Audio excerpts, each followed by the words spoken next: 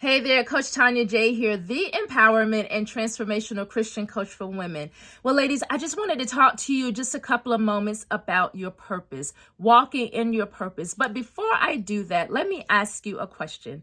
What is the one thing that you feel, if you had to name it, what's the one thing that you feel like right now in this moment that is keeping you, that's preventing you from truly walking out the thing that God has called you to do? Let me just give an example. For me, mine was fear. For so many years, I just could not get over this feeling of fear. Let me just tell you, I've always known, ever since I was a little girl, what I was supposed to do, like what my purpose and my destiny and my calling was, right?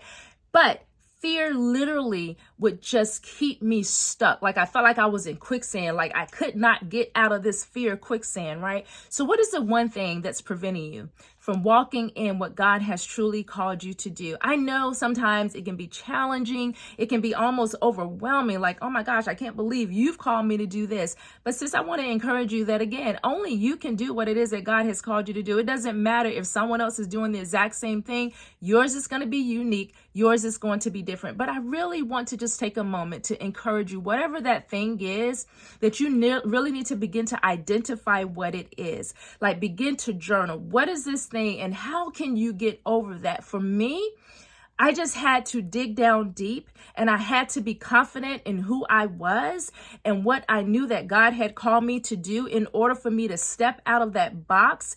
And again, a lot of it came from my childhood. And if you look back over your life, you will realize that one thing or two or three things or whatever it is, those things that are preventing you probably came and stemmed from your childhood. But ladies, I just want to encourage you that I know that you can do it.